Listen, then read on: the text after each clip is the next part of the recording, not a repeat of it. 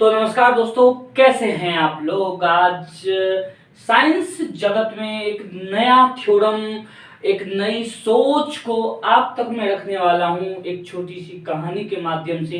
तो बोर्ड पे देख के पता तो चल ही गया होगा कि मैं किसके बारे में बकवास करने वाला हूं, है ना, बताने वाला हूं, है कि नहीं। तो डिस्कवरी ऑफ न्यूक्लियस क्या है कहानी, और किस भाई साहब का दिमाग घूम गया था और ये ऐसे कारनामे कर गए थे जो हमें और आपको पॉजिटिव या नेगेटिव झेलना पड़ रहा है। जिसको केमिस्ट्री अच्छी लगती है तो उसके लिए तो बहुत अच्छी है, सही है भाई। और जिसको पसंद नहीं है वो अल्फा बीटा गामा, समझ रहे हो।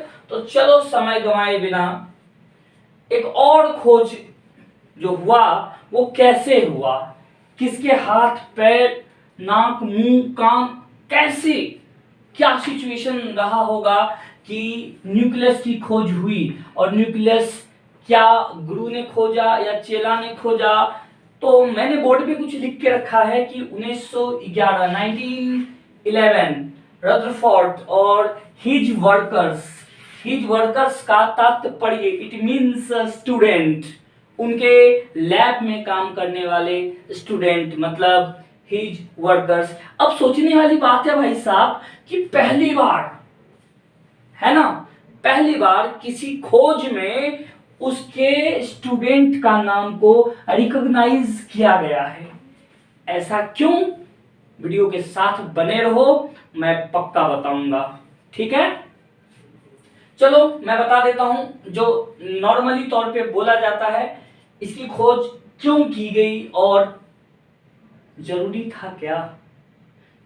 अब इस भाई साहब के मन में क्या लगा, इनको लगा कि ऐसा है ना कि दुनिया की जो सबसे छोटी पार्टिकल है मैं खोज के निकालूंगा। मन में आ गया होगा, साइंटिस्ट भाई साहब हैं और पहले के स्टूडेंट नहीं थे, बाप रे बाप, तपस्वी थे, योगी थे, जिसके पीछे पढ़ते थे वो करके दिखा देते थे। तो इन्होंने क्या किया, सबसे पहले जाके एक गोल्ड फॉइल लिया। अब एक बात बता देता हूं, लोहा भी ले सकता था, लोहा क्यों नहीं लिया और गोल्ड ही क्यों लिया, इसके पीछे बहुत कारण है। एक तो गोल्ड एक ऐसा एलिमेंट है, एक ऐसी कह सकते हैं ना मेटल है जिसको कितना भी लंबा ले जा सकते हैं, आपकी कैपेसिटी होनी चाहिए। वो इतना पतला हो सकता है कि ट्रांसपेरेंट हो जाए फिर भी वो चलते रह सकता है, यानी कि 1000 से भी ज्यादा एटम्स उसके दिखने लगेंगे स्टेप बाय स्टेप, इतने ज्यादा, है ना, लंबा जाता है चेन। और कभी कभी सुनार के दुकान पे देखे होंगे, बड़ा वाला मशीन होता है गोल्ड का, एक ऐसे ऐसे ऐसे इतना बड़ा डालता है, पतला पतला पतला पतला होते होते होते बहुत सारी इमेजिन फैक्ट है, छोड़ो। इसी सब को सोचते हुए महोदय ने क्या क्या गोल्ड फॉइल लिया और उसने उसको पीट पीट कर, अब शक्तिमान तो है नहीं कि है ना, पीट पीट कर इसने एक ऐसे एक चादर बना लिया इस तरह का, और इसके चारों बगल इसके इस तरह से, ध्यान देना भाई, इसके इस तरह से चारों बगल से इसने क्या किया, जिंक सल्फेट का एक चादर बिछा दिया। चादर मतलब कह सकते हो एक स्क्रीन दे दिया, एक लेयर दे दिया। ऐसा इसलिए क्योंकि कोई भी एक्टिविटी होगा इस पे, कोई भी एक्टिविटी, तो ये चमकने लगेगा। क्या होगा, चमकने लगेगा। और इसने कहीं दूर जाकर एक छोटा सा एमीटर सेटअप किया जिसमें अल्फा रेज रखा गया। अब तुम्हारे मन में आ गया होगा कि भाई साहब इसने अल्फा ही क्यों चुना, तो अल्फा बहुत भारी भरकम होता है। अच्छा एक बात बताओ, एग्जाम्पल के साथ तुम बताना, यदि मैं तुमसे झगड़ा करूं तो तुम क्या करोगे। दिमाग की घंटी बजी, क्या करोगे? अरे ऑब्वियसली कमेंट सेक्शन में जाके गाली दोगे। मतलब कि मुझसे ज्यादा पावरफुल तुम हो, तो मतलब तुमसे मुझे डर लग रहा है, तो तुम चाहो तो मुझे धक्के मार के निकाल सकते हो, है ना? तो इस सेंस में अल्फा पार्टिकल मेरे व्यूअर्स है, जिसके पास बहुत पावर है। इमेज कर सकते हो कि ये एक दीवार है, यदि ये बोर्ड है तो अल्फा पार्टिकल बुलडोजर है जिसको तोड़ सकता है। ठीक है, इसने क्या किया, एक छोटी सी एक गैप ले लिया, इतना इतना सा गैप, और उस गैप के माध्यम से उस जो उसके माध्यम से उसने एक रे को जाने दिया, और बीच में लाइट डाइवर्स ना हो जाए, इधर बिगड़ न जाए, तो उन्होंने बीच बीच में स्टेप अप भी लगा दिया था कि लाइट को, यानी कि अल्फा जो रे होते हैं, उसे इस पॉइंट पे आने में कोई कठिनाई ना हो, उसकी पूर्ण जो है ना उसका व्यवस्था कर दिया गया था,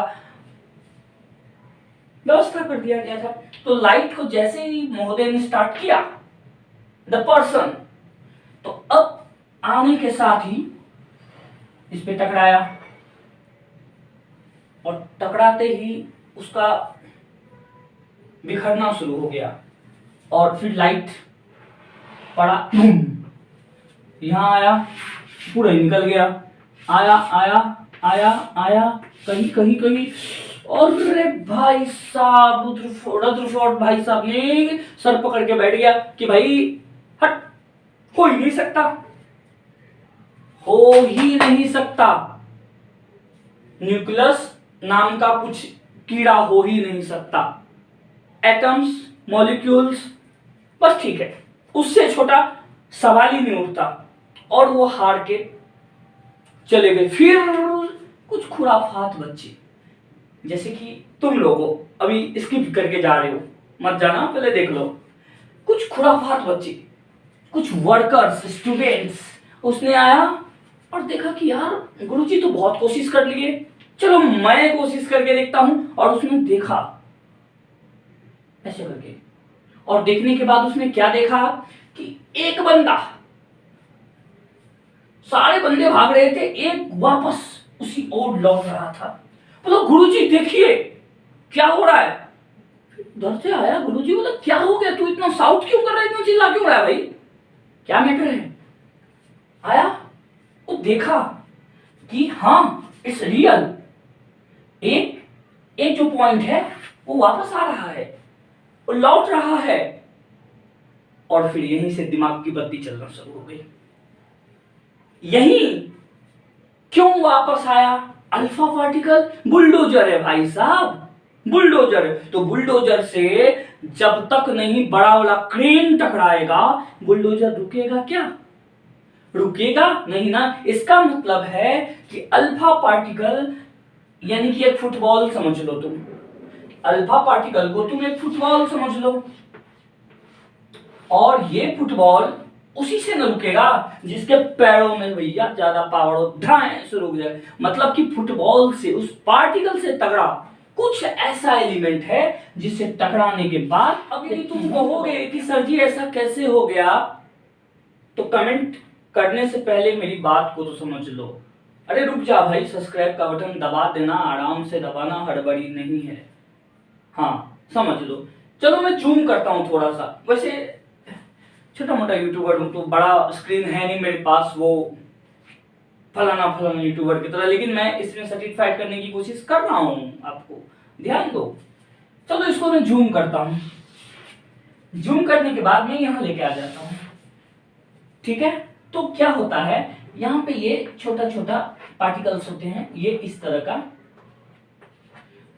मेरा जो ये लाइट है अल्फा, वो यहां से आया, यहां से गुजर गया, यहां से आया, यहां से गुजरा, देखो ध्यान से, यहां से आया सीधे चले गया, ये आया ऐसे चले गया। अब ये वाला जो लाइट है मेरा, ये वाला जो पार्ट है, इसको, इसी की खोज होनी थी, इस बंदे की खोज होनी थी, आज इसका बर्थडे होने वाला था, आज मतलब ये 1911 में, ठीक है? तो एक लाइट जब इस पे टकराई फिर ये लौटती है, तो भाई साहब ने, ये वाले भाई साहब ने, पढ़े लिखे भाई साहब ने, ए चेला चमटा, तो रदरफोर्ड साहब ने क्या किया, अपने जो ग्लास होता है उसके पास, ऐसे नॉर्मल आंख से तो देख नहीं सकते, तो उन्होंने माइक्रोस्कोप जो भी उस समय अवेलेबल होगा उससे देखा। क्या देखा कि एक छोटा सा इस तरह का माहौल बना हुआ था और अंदर कुछ घना सा था, और यहां पे इस तरह का अजीब सा कुछ था। मतलब क्या बताऊं, कुछ उसे अजीब सा लगा, धुंधला टाइप का। फिर जूम किया और जो वो देखा, उसने क्या देखा कि ऐसे छोटे छोटे डॉट्स है कुछ, और उसके चारों तरफ इस तरह से सेटअप तैयार है। अब इसके बारे में मैं अगले वीडियो में बताऊंगा। मुझे आज बताना था कि डिस्कवरी ऑफ न्यूक्लियस कैसे हुआ था, किसने किया था और किस घटनाओं से हुआ था। ठीक है, ये कौन कौन किए थे, रदरफोर्ड और उसके कुछ स्टूडेंट मिलके। एक्चुअल में इसका जिम्मेदार, इन्वेंशन का जिम्मेदार हमारे वो महत्वपूर्ण स्टूडेंट थे। लेकिन भाई साहब ऐसा है ना कि जो बड़े वाले, उनका पहले नाम आता है। तो यदि मैं लिटरली पूछूं कि क्या न्यूक्लियस की खोज रदरफोर्ड ने किया था, तो क्या बोलोगे, कंफ्यूज हो। अब ऐसे भी इस लॉ में बहुत सारी त्रुटि, मतलब मिस्टेक्स है, उसके बारे में भी मैं वीडियो में जरूर डिस्कस करूंगा। लेकिन व्यूअर्स तो देखे, तुम देखो, पूरी वीडियो देखो, लाइक करो, और लाल बटन तो तुमने दबा चुका होगा ना। चलो, थैंक यू।